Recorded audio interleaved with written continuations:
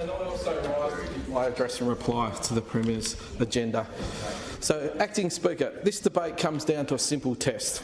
Is regional West Australia stronger today than what it was 3 years ago? Or is it weaker? Because if the regions are weaker, West Australia is weaker, and that's the test. So I represent the Warren Blackwood region, and I'm extremely proud of it. It's the best part, the best state and the best country. So that's Augusta Moat River, Boyack Brook, Bridgetown, Greenbushes, Denmark, Manjimup, Nannup. So 6 shires in total. Food producers, timber towns, fishing families, tourism operators, small manufacturers, retirees, young families. These are not fringe communities. They feed the state, they help power the state's economy, and they underpin the state's wealth. And increasingly, they feel like they're being sidelined. The Premier told this House we remain focused on delivering our priorities: jobs, health and housing, building safe and inclusive communities. On the surface, that sounds right. Those are the pillars any government should prioritise. But in Warren Blackwood, those pillars are not being reinforced. They are being slowly hollowed out. Education is stretched beyond capacity.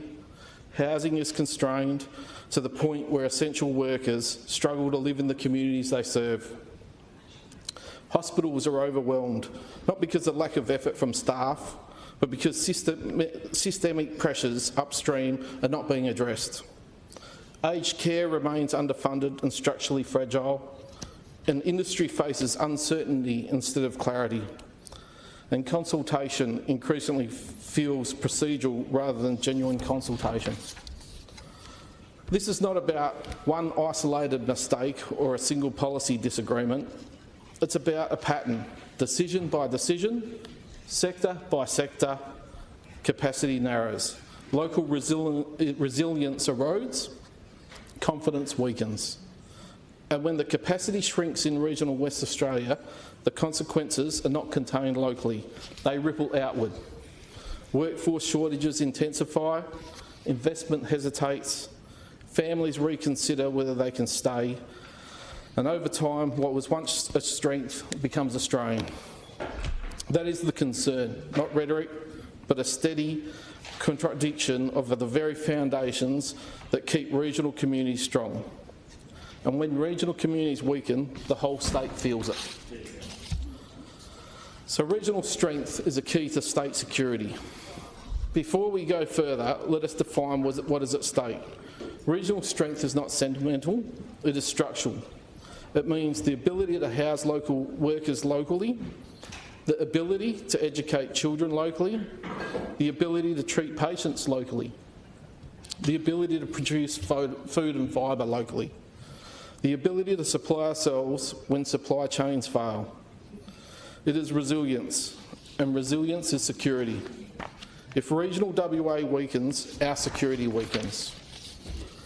So, Acting Speaker, West Australia exported around $15.5 billion in agricultural, fisheries and forestry products in 2022.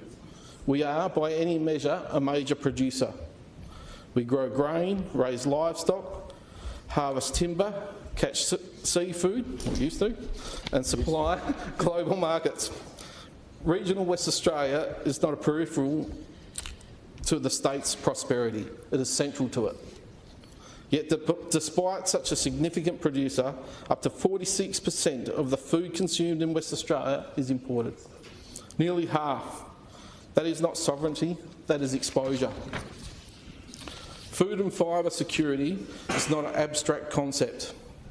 It means maintaining strong local production, ensuring stable domestic supply, protecting ourselves against global shocks, and reducing reliance on fragile international supply chains.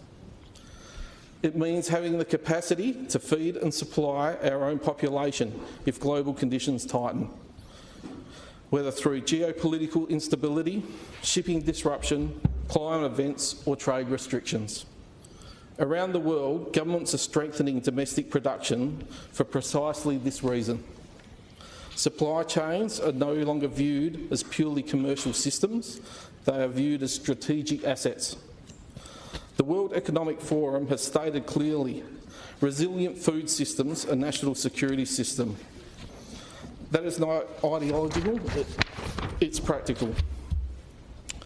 Yet here in West Australia, our productive base is narrowing. Forestry capacity has reduced, demersal fishing has been decimated, water allocation settings are tightening in the key agricultural regions, and regulatory burdens on producers continue to increase. Live export uncertainty destables herd confidence and long-term planning, especially in the sheep industry. Each of those decisions may be defended individually, but none of them stand alone. Taken together, they reduce capacity, they reduce output, and they reduce flexibility. And when productive capacity shrinks, vulnerability grows. That is not nostalgia for the past, it is arithmetic. If we produce less locally, we import more. If we import more, we become more exposed to global volatility. If we become more exposed, price rise and resilience falls. Food and fibre security is not a romantic rural ideal, it is a structural safeguard for every West Australian household. When regional production is weakened, it is not just farmers or fishers who feel it, it is the families at the checkout.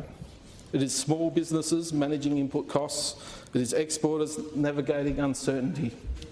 It is the state managing risk in an increasingly unstable world. And that is why this matters, because when regional West Australian productive strength is narrowed, the entire state becomes more exposed, and that is a consequence. So I want to talk about forestry. West Australians, and the Minister will be happy that I'm talking about forestry, West Australia's native forestry was independently certified as sustainable prior to the closure in 2024. Native harvesting ended. Mills in Manjimup and Nannup closed. More than 400 jobs were lost across the sector. Hardwood prices nearly doubled following domestic supply withdrawal. Demand did not disappear. We simply removed local supply. And when you remove local production, you do not remove demand, you import it. And you export jobs. That's not strengthening WA, that is narrowing it. And I want to talk about the Forest Products Commission and the impact that they've had into our local governments. There was $350 million put aside to purchase 33,000 hectares of land to plant pine plantations for our future needs, which is a really good idea. But the FPC pushed land prices up high. Other timber plantation companies couldn't compete, local farmers couldn't compete, and they secured a fair bit of land. Now what's happening is we're seeing families that were on those properties leave the communities. That's put a strain on the communities. But now FPC have decided that they no longer have to pay rates on that land. Really? A lot of money. So that's going to impact the local governments in 7 shires. So, you know, I call on the Premier, the Minister, the Treasurer, just to revisit that decision, because that decision to withhold, which is about $350,000, will impact on the local council's ability to maintain the roads, support local community groups, provide those services, yet they'll still have to deliver that road access network for those plantations. So hopefully we can still negotiate that and they can revisit that decision.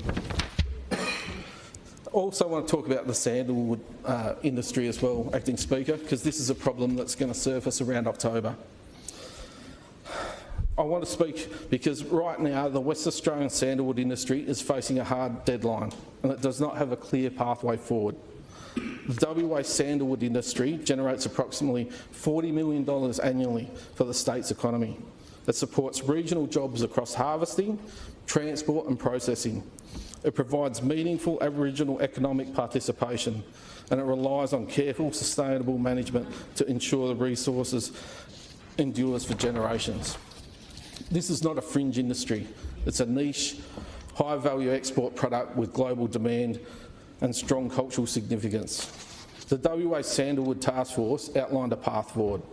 It recommended increasing Crown and private licence allocations from 10% to 20%. It called for building Aboriginal capacity. It proposed establishing an industry advisory body, and it recommended transitioning over time towards an Aboriginal-led model.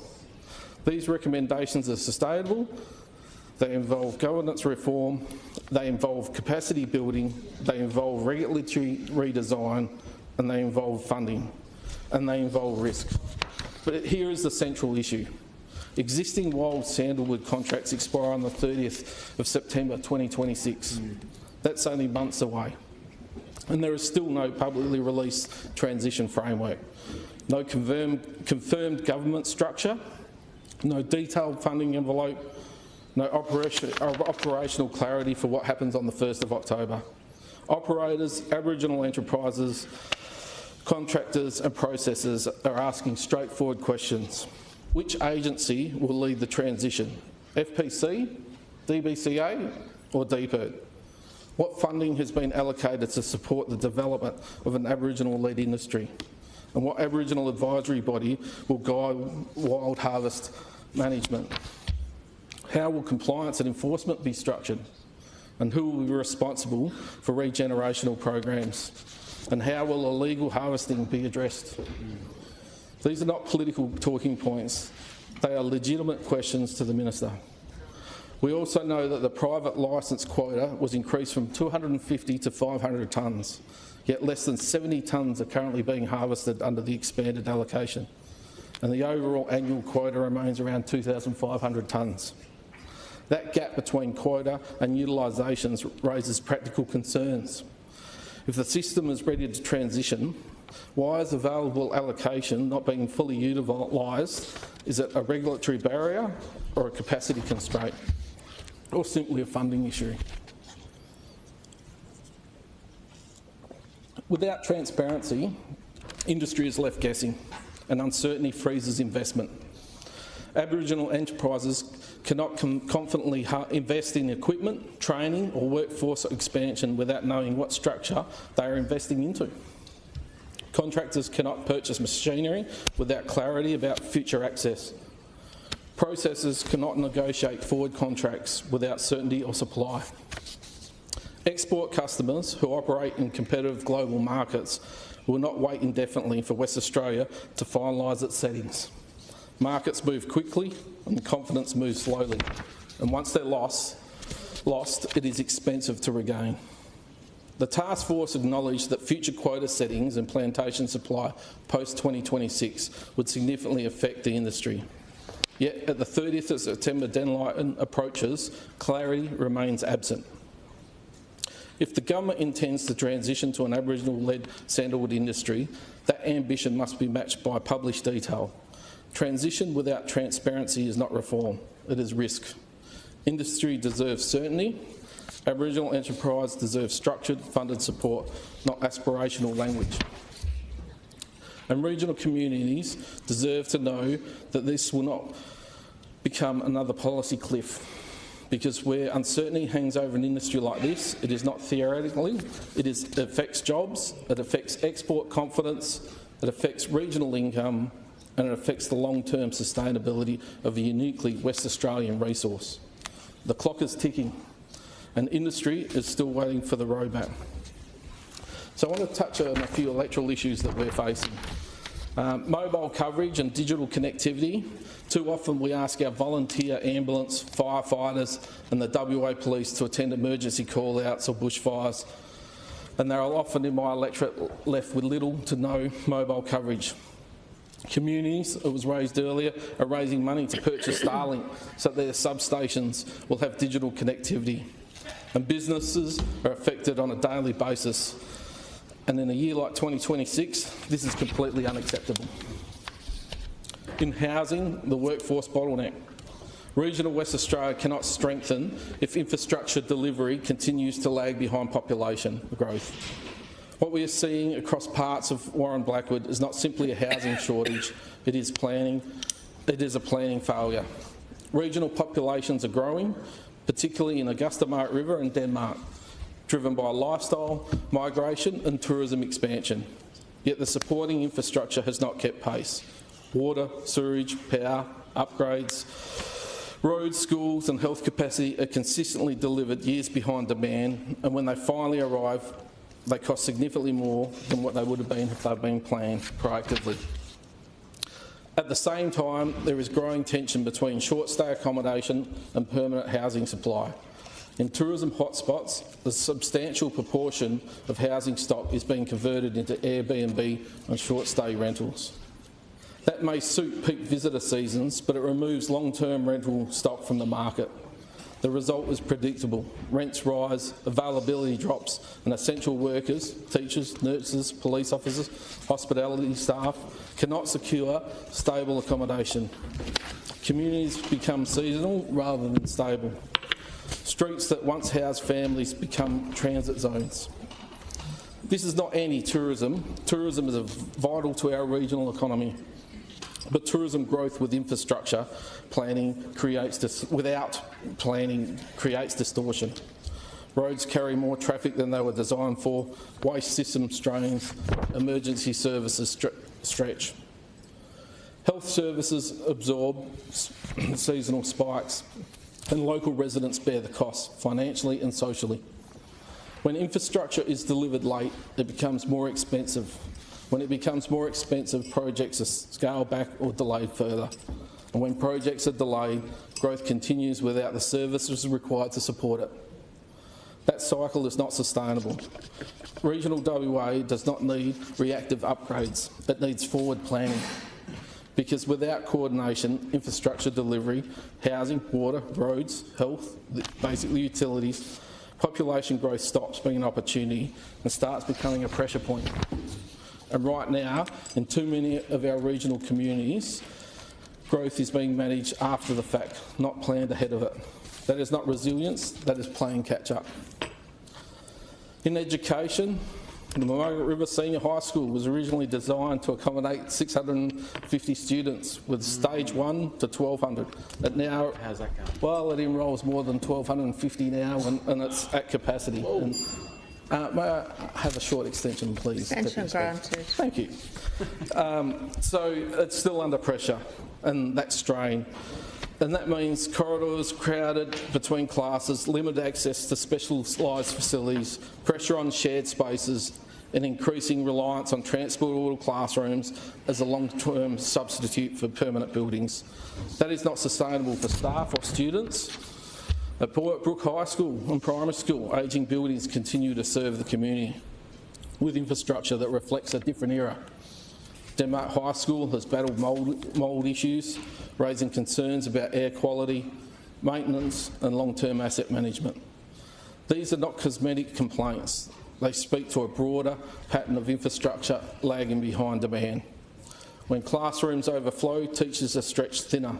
Individual support declines, behavioural management pressures rise. Students who need extra assistance, whether academically or socially, receive less of it. Outcomes inevitably begin to slip. Staff morale is affected.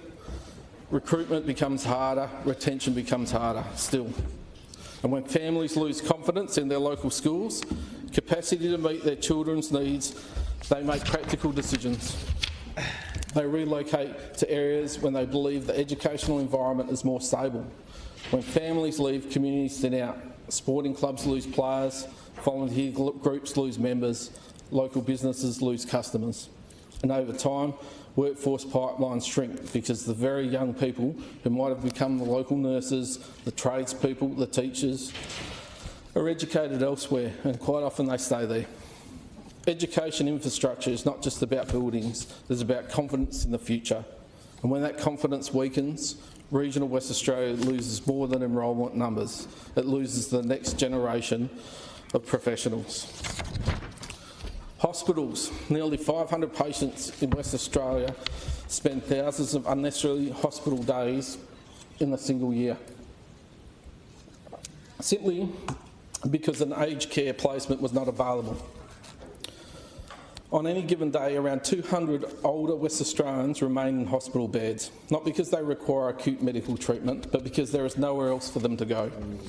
WA has an estimated shortfall of approximately 2,800 residential aged care beds. An occupancy rate sit at around 92%. That is not flexibility in the system, that is overload. When aged care fails, the pressure does not disappear, it shifts. Hospitals clog, emergency departments back up, elective surgeries are postponed, staff burnout under sustained pressure. What begins as an aged care capacity issue becomes a whole of system health crisis. And that is not confined to Perth, When Bunbury Regional Hospital fills because aged care placements are unavailable, the ripple effect is felt further up the chain. Patients are transferred, beds become scarce, pressure builds. The Premier suggests that patients from Murray River can simply drive to Bunbury for care rather than upgrading the hospital. Yeah, before the election. But driving more than an hour is not access, it is displacement. It shifts the burden from one community to another. It transfers pressure rather than resolving it. Health systems function on flow. When older patients who are medically fit cannot move into appropriate aged care settings, that flow stops. And when flow stops, the entire system strains, from regional hospitals to metropolitan to territory facilities. This is not an abstract funding debate, it is a structural bottleneck with human consequences. And right now, regional West Australians are carrying that strain. The aged care crisis in regional West Australia is not simply about bed numbers. It's about funding settings that make new facilities financially unviable. The current concessional residential support rate sits at around $46 per day, yet the real cost of delivering care is closer to $165 per day. That is a gap of more than $118 per resident per day. No regional provider can sustainably absorb that shortfall at scale. Over time, it erodes viability, deters expansion and discourages new developments. The consequences are already visible. A planned 120-bed aged care facility in Warren Blackburn, a project that would have delivered jobs, local care capacity and long-term stability, has now been shelved because the numbers simply do not stack up. When a facility of that scale does not proceed, the impact is not theoretical. Construction jobs disappear, ongoing nursing, care and support roles are never created. Families lose the opportunity to keep parents and grandparents close to home. Instead, seniors are forced to relocate to other regions to find available beds. Families are separated, adult children reduce work hours or leave employment entirely to provide care. Household incomes drop, financial stress rises and hospitals absorb the overflow when appropriate aged care placements are unavailable. Without reform, too close for that funding gap, aged care increasingly becomes dependent on geography and income. We're fast heading to aged care for the wealthy. Large metropolitan centres may attract investment. Smaller regional towns are left behind. That is how aged care becomes a postcode lottery, where access depends less on need and more on location. And when aged care infrastructure collapses in regional communities, it's not just about the seniors who are affected, it is the families, the local employment, its hospital capacity and the long-term sustainability of the town itself.